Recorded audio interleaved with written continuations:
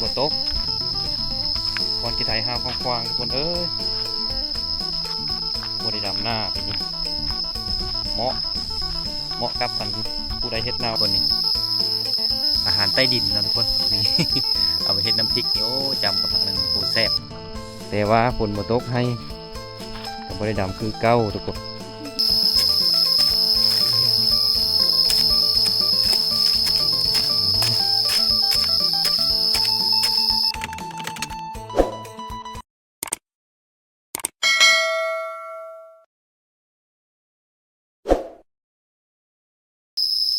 กับทักทายสบายดีพ่อแม่พี่น้องป้องปายเบิร์ดสุกุสกุลเดอร์ยินดีต้อนรับเข้าสู่ช่องประโยชน์นะทุกคน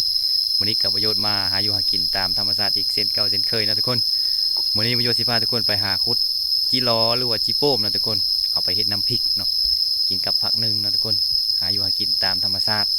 วันนี้ก็เขาก็มากับสะพอนคือเก้านะทุกคนเดี๋ยวสะพอนกุฏาเดี๋ยวประโยชน์พาไปเบิ่งนะทุกคนก่อนจะไปรับชมฮันฝากทุกคนกดไลค์กดแชร์กดติดตามเพื่อเป็นกำลังใจให้ประโยชน์เฮ็ดคลิปต่อไปเด้อทุกคนนี่ไปกันเลยทุกคนสะพอนคุดดูคุดกันหลายๆตัวลงไปจักสบายดีสะพอนสบายดีมาคุดกิโลบ่กิโลลีโปมเนาะได้จักโตละได้ประมาณ10ตัวนี่แหละหากะมาอันนี้บ่คลองนะนี่ทุกคนเบิ่งคลองนี่หลายตัวแล้วทุกคนป้าฟูพอเอาไปตำนะพี่ก็โอ้นี่ทุกคนจีโปมากันคุยนี่กันนี่โค้งนี่มึงรู้ป่ะมึงเนาะนี่ทุกคนนี่ทุกคนป้าทุกคนกล้ามมันเนาะนี่ทุกคนนี่อาหารใต้ดินนะทุกคนนี่ เอาไปเฮ็ดน้ำพริกนี่โอ้จำกับผักหนึ่งโคตรแซ่บอาหารบ้านนอกบ้านนาทุกคนนั่งกินแบบนี้แล้วอยู่บ้านประโยชน์นี่บริหารแบบคงกินไม่ได้รูลกรูลาดอกนี่หากินไปสิแหละตามบ้านนอกคอกหน้านะทุกคนตามธรรมชาติตามหัวให้ไปหน้านี่กุดแถวๆนี้แหละแถวๆตามตีนหน้าตีนดงนะตีนแบบแคมหน้ามันเป็นเดินเป็นอย่างที่พ่มเนาะอาศัยอยู่เขากับคุดแต่ว่ามันบ้านใหญ่ปานใดเนาะทุกคนมันบ่คือช่วงนั้นเนาะช่วงฮอตอันฤดูนั้นแล้วมันสิเป็นปีกปีกแล้วมันสิมันกว่านี้เนาะเอาไปเฮ็ดน้ำพริกแต่ว่าตอนนี้มันยังอ่อนอยู่แต่ว่าเอากับคุดเอาไปเฮ็ดน้ำพริกกระแซบคือกันนะทุกคนนะแล้วทุกคนประโยชน์สิคุดให้ทุกคนเบิ่งเนาะกุยมันกะแบบกุยจีโป้มธรรมดาละแต่ว่าฝนตกแล้วมันสิลึกแล้วมันบ่เห็นปานใดนี่คนวันนี้นี่ลงตะกอนประมาณทำนี้เนี่ยทุกคนเท่ากับโคหานี่แบบนี้โคมาเลยตัวก่อนนะมันบริเลิกนะทุกคนเพราะว่ามันยังน้อยอยู่กี่ดอกกันเนาะพุดไปเลยนี่ยังไม่ตะกอนโอ้ยนี่นะแบบนี้แหละหากินกันเลยทุกคนเลยอาหารใต้ดินเขาเลยโอ้มันอยากลึกนะเพราะว่ามันอยู่แบบหมไม้หมอย่างมันจีตื้นนะทุกคนแต่ว่าแบบนี้ดินนี่มันค่อนข้างลึกโอ้ก็จะได้กินผมง่ายๆเอ้ย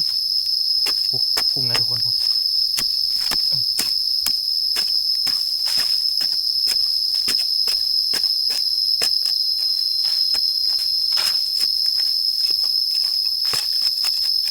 นี่ย้ำมาทุกคนตะกองหุบปีทุกคนนี่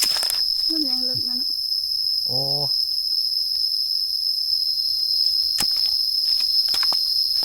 นี่ทุกคนถ้ามันโตแบบแก่แบบนี้นะโป่งปีกแบบนี้นะทุกคนเอาไปเฮ็ดน้ำพริกนะนี่มันจะมันมีรสชาติมันเนาะถ้าว่ามันเป็นตัวอ่อนนะกระแซบคือกันอยู่แต่ว่ามันบ่ซ้ำแบบนี้เนาะมันแบบนี้นี่ทุกคนใส่นี้เลยคุยไหม้ได้ทุกคนผมมาได้มันกิน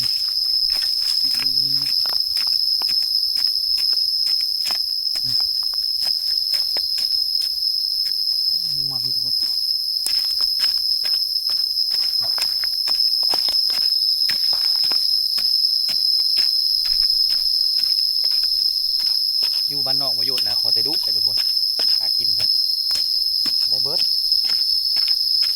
พุ่งอีกแล้วทุกคนนี่ว้าวตัวนี้ตัวแม่เลยทุกคน เดี๋ยวมาทุกคนกินได้เด้อเลยโอ้ยตัวแม่หรือว่าตัวเมียทุกคนนี่เนาะโอ้สงสัยมันซ้อนกันเลยทุกคนนี่ทุกคนจี้โปมจี้ล้อหรือว่าจี้โปม เอาอันนี้เลยขู่นี่จีๆนี่ทุกคนในขู่นี่นะ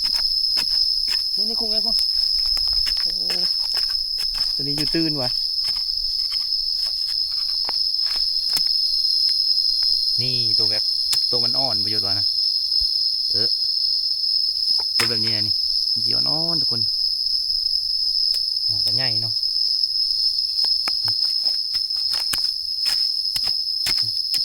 คุยมันกะแบบนี้เลยทุกคน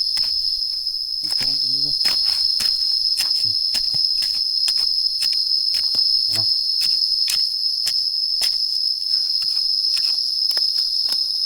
นี่ทุกคนมันควายคุยเลย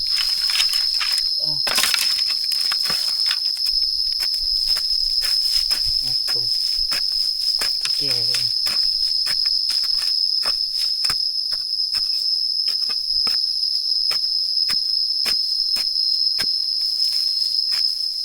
นี่ดูครับ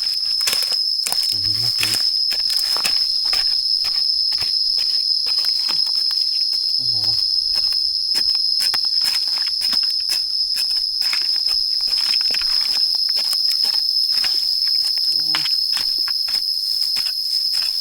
พี่โอ้โหเดี๋ยวพี่ทุกคน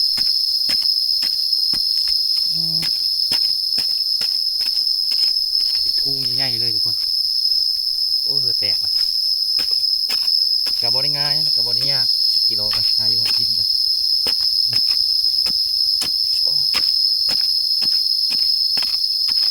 อากาศกระแดดทุกคนเอ้ยบานประยุทธ์นะ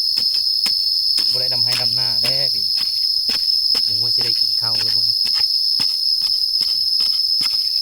กดแดดเลยแต่ละมือมันแน่คุ้งเลยทุกคนคุ้งปีกแล้วทุกคน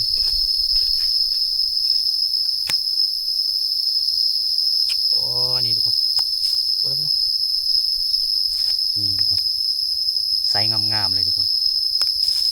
ไซส์สุดยอดปึ๊บแต่ก็เอ้าลืมเด็ดตีน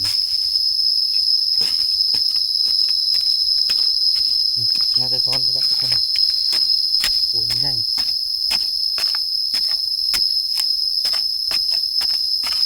โอ้ซ้อนอะไรทุกคน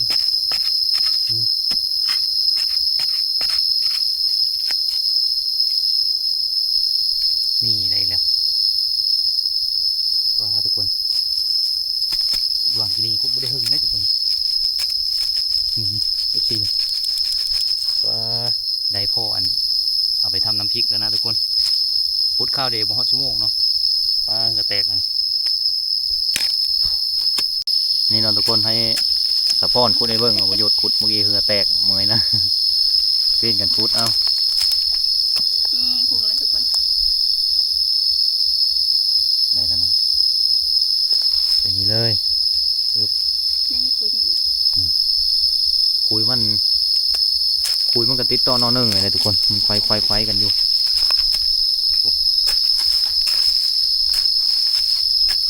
โอ้แบบนี้แหละเห็นบ้าหงมันนะ น่าจะตัวน้อยอันนี้คุยมันน้อยแม่บีบซ้ำบ่เห็นเนาะคุยไหมคุยมันก็มีลายอยู่เลยได้เลยโอ้เสียงอย่างห้องวะเสียงมันจะกั้นห้อง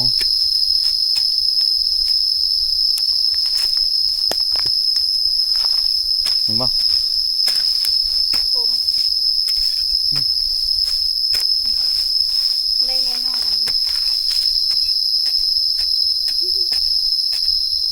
เห็นป่ะ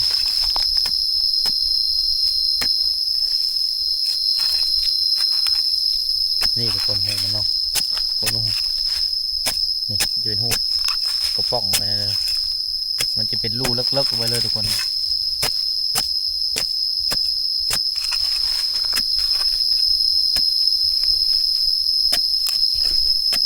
ี่ทุกคนกุ้งแล้วนี่บ่ตื่นแล้วกับบ่เลิกแล้วกับบ่ตื่นนี่พอดีคุดไปแล้วนี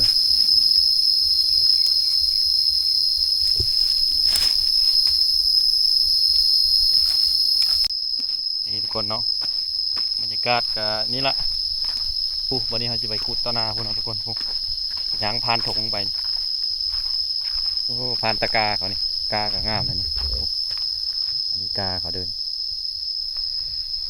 บรรยากาศก็คือเห็นนี่เลยแดดฝนตกก่อนกี่ไถห้าวควางทุกคนเอ้ยบริดำหน้าปีนี้เหมาะกับอันผู้ใดเฮ็ดหน้าว่านนะเหมาะเลยทุกคนนายอดหน้าว่านปีนี้น่าจะแรงปีนี้มองกุจิล้อลายกับเขาไทยแล้วนี่เขาไทยเป็นหน้าปกติอยู่แถวกุ๊กจิกแถวกลางหน้าไปนี่นะเก็บตะกร้านะนี่เนาะหลายเนาะ เขาไทยนี่แล้ว ไทยเมื่อไรแถวเลิศบ่นี่ ไทยว่าอยู่ดีจริง พูดแต่ผู้บอกแต่ผมไม้พูดได้ทุกคนแถวกลางหน้านี่มันสิตื้นนี่แต่ว่าเขาไทยแล้วนี่ เห็นคุยมั้ย ปกติคุยจีล้อร้ายเดี๋ยวนี้ป้าไปกลางหน้าปะไปพูสีเลาะไปพูดทุกคนเลาะพูดอยู่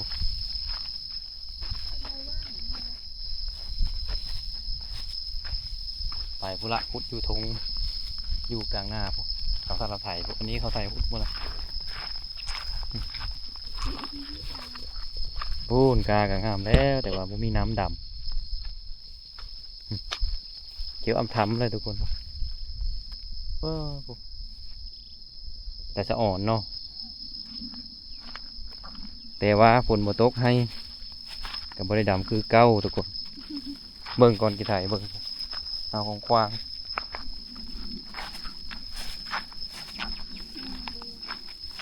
นี่แต่นี่ว่าทำไทยมันจะคุดตามให้หน้านี่มันจะตื่นเราประโยชน์กะสิได้กลับบ้านแล้วเนาะทุกคนจีล้อกะจีโป้มจีล้อกะได้หลายเติบเนาะเดี๋ยวประโยชน์สิมาเอามากระถินก่อนเนาะเอามือกินกับน้ำพริกนะทุกคนโอ้มากระถินเฮาโอ้ยสูงทุกคนมากระถินเนาะมักสตอน้อยมากระถินเดี๋ยวประโยชน์ซีเมนเอามือกินกับตำน้ำพริกนะทุกคนนะน้ำพริกจี้โป่มนะทุกคนแม่ลงมาลูกสะพอนเอาพูดใหญ่เด้อ จนแก่มาทุกคนไม่ได้เอามาหน้าโดน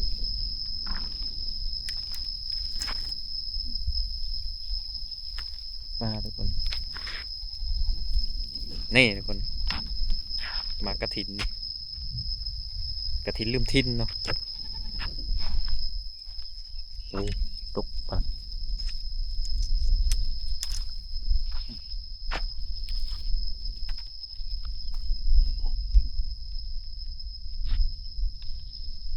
ปลาทุกคน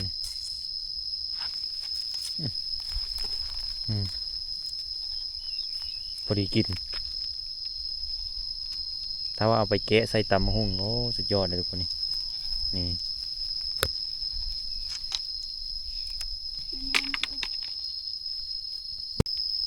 ี่ทุกคนได้หลายแล้วกำนี่จะไปกินเลยทุกคนเอาไปกินกับน้ำพริกนะอร่อยมากนะทุกคนนี่เยิ้มๆเลยนี่ทุกคนมากระถินเนาะเดี๋ยวสิกินให้เบิ่งนี่กินไปนี่เลยทุกคนบอกอันนั้นจำทุกคนออกว่างนี้เลยเอาปะ